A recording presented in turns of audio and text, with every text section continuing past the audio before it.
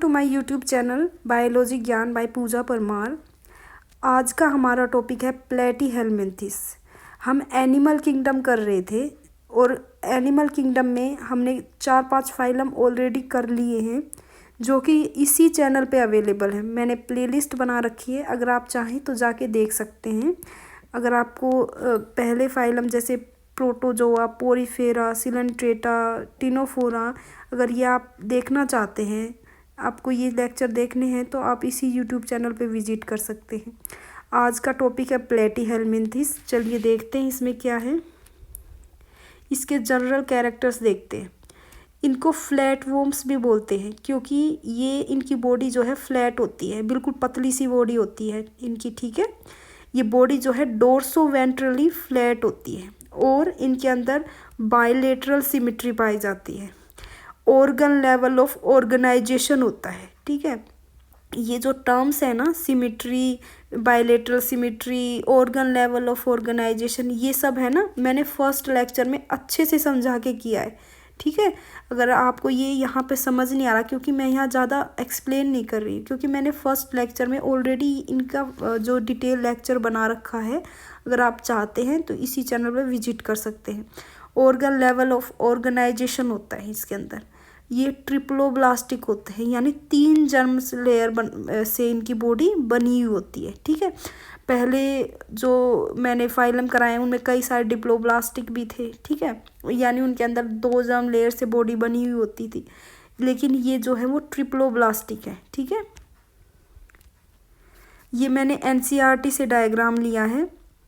Platyhelminthes के example हैं। पहला जो है वो टैप वॉर्म है, देखिए थ्रेड लाइक है और ये जो पतला सा बॉडी होता है इसका चिपका हुआ सा, ये टैप वॉर्म होता है। बहुत लॉन्ग होता है, कई फीट लंबा भी हो सकता है, ठीक है। ये टैप वॉर्म होते हैं। ये जैसे हमारी बॉडी के अंदर, अपनी इंटेस्टाइन के अंदर, हमारे डाइजेस्टिव सिस्टम के अंदर ये पाया जाता है। ये एक पैरासाइट है, ठीक है। ये अपने शरीर से, होस्ट के शरीर से न्यूट्रिशन लेता है, ठीक है। ये एक पैरासाइट और बहुत बीमार कर सकता है किसी इंसान को, ठीक है। सेकंड एग्जांपल है लीवर फ्लूक का, ठीक है। जो प्लेटीहेलमिन्थेस है इनके अंदर टेप वॉर्म्स, लीवर फ्लूक्स वगैरह आते हैं, ठीक है। ये एनसीईआरटी से मैंने डायग्राम लिया है, आप ध्यान से देख लीजिए इनको, ठीक है। ये एसिलोमेट होते हैं, यानी इनके अंदर सिलोम नहीं पाया जाता है, इनके अंदर बॉडी कैविटी नहीं प्रेजेंट होती है, ठीक है। और इनका बॉडी प्लान है वो ब्लाइंड सैक होता है, ठीक है, क्योंकि इनके अंदर जो इंजेशन के लिए और ईजेशन के लिए, एक्सक्रीशन के लिए एक ही ओपनिंग होती है। जैसे ह्यूमन बॉडी है ना, उसके अंदर इनटेक के लिए, फूड इनटेक के लिए अलग से ओपनिंग है और फूड बाहर, जो वेस्ट मटेरियल बाहर निकालने के लिए अलग से ओपनिंग है। लेकिन इनके अंदर ऐसा नहीं होता। प्लेटीहेलमिन्थेस के अंदर, इनके अंदर सिर्फ एक ही ओपनिंग पाई जाती है जहाँ से वो फूड इनटेक भी करते हैं और वेस्ट मटेरियल बाहर भी निकालते, इसलिए इनकी जो बॉडी प्लान है उसको ब्लाइंड सैक बोला जाता है, ठीक है। दोनों तरह के मेंबर होते हैं इनके अंदर, एक फ्री लिविंग भी हो सकते हैं और पैरासाइटिक भी हो सकते हैं। लेकिन जो मोस्टली मेंबर्स हैं ना प्लेटीहेलमिन्थेस के, वो पैरासाइटिक होते हैं, ठीक है। सकर्स, हुक्स, स्पाइन्स, ये सिर्फ पैरासाइटिक फॉर्म के अंदर प्रेजेंट होती है। देखिए जो फ्री लिविंग है उनको तो इनकी ज़रूरत नहीं है, लेकिन जो पैरासाइटिक फॉर्म है उनको किसी होस्ट के अंदर से अपना न्यूट्रिशन लेना है, वहाँ पे उसके सरफेस से जाके अटैच होना है, ठीक है। मोस्टली एंडो पैरासाइट होते हैं, यानी शरीर के अंदर प्रेजेंट होते हैं ये पैरासाइट बन के, तो इनको अंदर से न्यूट्रिशन भी लेना है, ठीक है, अटैच भी होना है। तो इसीलिए ये जो स्ट्रक्चर्स हैं, सकर्स, हुक, स्पाइन्स वगैरह, ये सिर्फ पैरासाइटिक फॉर्म के अंदर प्रेजेंट होती है। बात ध्यान रखेंगे आप। ये डाइजेस्टिव सिस्टम जो होता है वो इनकम्प्लीट होता है। जैसे कि मैंने बताया कि जो ओपनिंग है खाने के लिए भी वही है, वेस्ट मटेरियल बाहर निकालने के लिए भी वही है। तो जो जैसे ह्यूमन बॉडी है, इसके अंदर डाइजेस्टिव सिस्टम कंप्लीट है, ठीक है। हम फूड लेने के लिए अलग है, फूड पचाने के लिए अलग से मैकेनिज्म है, ठीक है, वेस्ट मटेरियल बाहर निकालने का अलग से मैकेनिज्म है। लेकिन इनके अंदर ऐसा नहीं होता है, अच्छे से डेवलप नहीं होता है डाइजेस्टिव सिस्टम, इसलिए इनके अंदर इनकम्प्लीट डाइजेस्टिव सिस्टम पाया जाता है, ठीक है। Sense organ only in free living forms, जो पैरासाइट्स होते हैं उनके अंदर सेंस ऑर्गन नहीं पाए जाते हैं। सेंस ऑर्गन सिर्फ और सिर्फ फ्री लिविंग फॉर्म्स के अंदर प्रेजेंट होते हैं, ओके।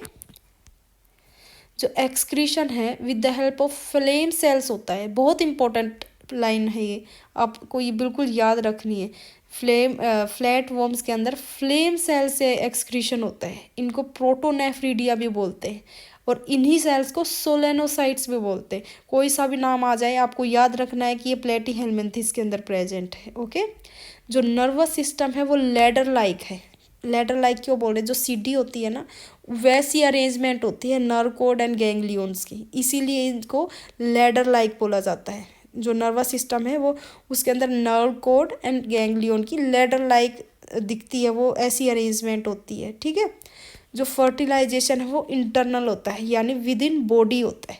देखिए जैसे कई और ऑर्गेनिज्म हैं, जैसे फ्रॉग वगैरह है, उनका जो है फर्टिलाइजेशन एक्सटर्नल होता है, वो वाटर बॉडी में अपना जो है गैमेट वगैरह छोड़ देते हैं और वहाँ पे फर्टिलाइजेशन होता है आउटसाइड द बॉडी।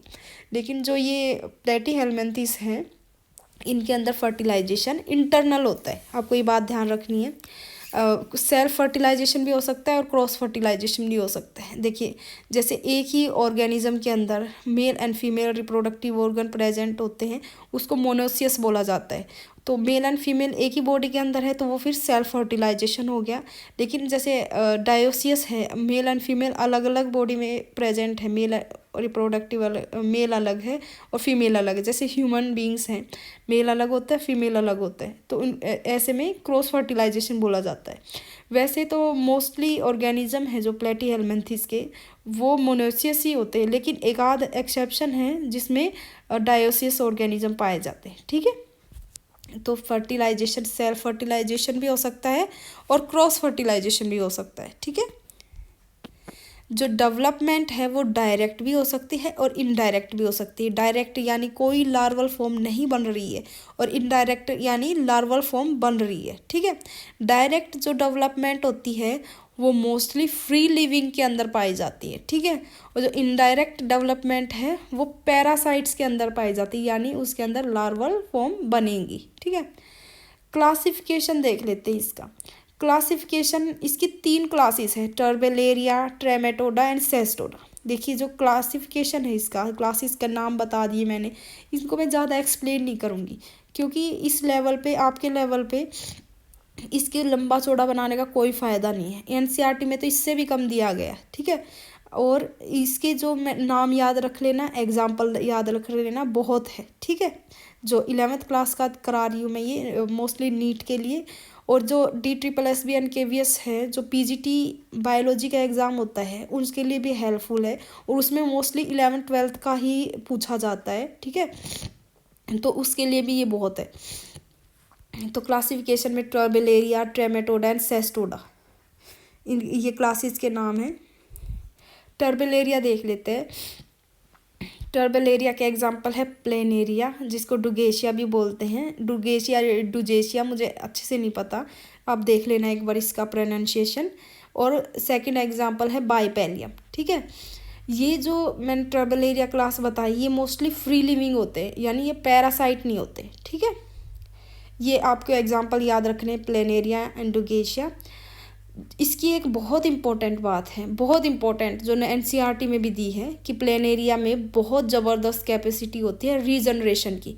रीजनरेशन क्या है, जो इनके अंदर कैपेसिटी होती है, अगर इनकी बॉडी का कोई पार्ट लॉस हो गया ना, जैसे फोर लिम्ब या हैंड लिम्ब कोई, तो ये उसको दोबारा से रिफॉर्म कर लेते हैं। ठीक है, बहुत ज़बरदस्त कैपेसिटी होती है इनके अंदर रीजनरेशन की। ठीक है, अगर इसकी बॉडी को काट दिया जाए ना, बीच से काट दिया जाए, जैसे हेड और टेल, बीच से काट दिया जाए ना, हेड वाला पार्ट तो टेल को बना लेगा और टेल वाला पार्ट हेड को बना लेगा। ठीक है, तो ये बहुत बहुत ज़बरदस्त कैपेसिटी होती है इनके अंदर रीजनरेशन की, ये आपको बात याद रखनी है।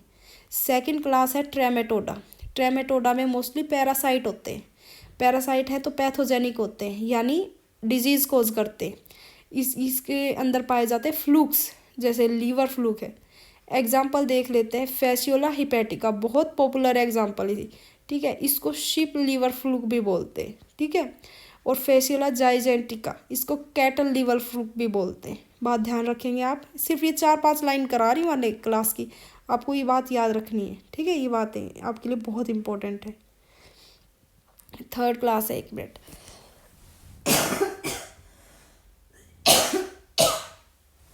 सॉरी थर्ड क्लास है सेस्टोडा।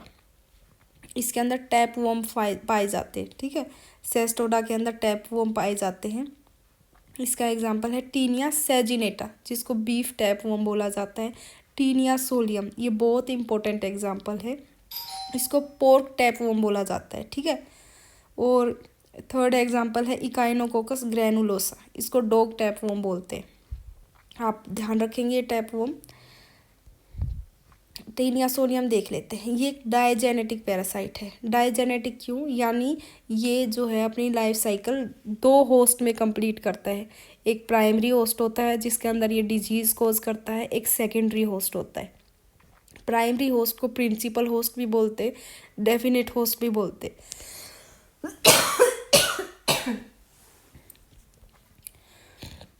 ये सिस्टिसर्कोसिस कोज करता है। जो ये मैन के अंदर ये क्या कोज करता है, ये सिस्टिसर्कोसिस कोज करता है। इस डिजीज़ का नाम है, जो टीनिया सोलियम के द्वारा किया गया है, इस डिजीज़ का नाम है सिस्टिसर्कोसिस। जो सेकेंडरी होस्ट है इसका, उसको इंटरमीडिएट होस्ट भी बोलते हैं, वो है पिग।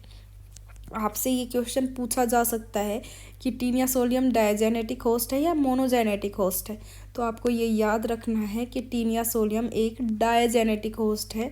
इसका प्राइमरी होस्ट मैन है, जिसके अंदर ये सिस्टिसर्कोसिस या फिर टीनियसिस कोज करता है। सेकेंडरी होस्ट या फिर इंटरमीडिएट होस्ट इसका पिग है। आप ये बात याद रखेंगे। अब फेशियल और हिपैटिका है, ये ट्रेमेटोडा का जो मैंने क्लास बताई थी सेकेंड, उसका मेंबर है। इसको कॉमन लीवर फ्लूक भी बोलते हैं या फिर शिप लीवर फ्लूक भी बोलते हैं। ये भी एक डायजेनेटिक है, पैरासाइट है, ठीक है।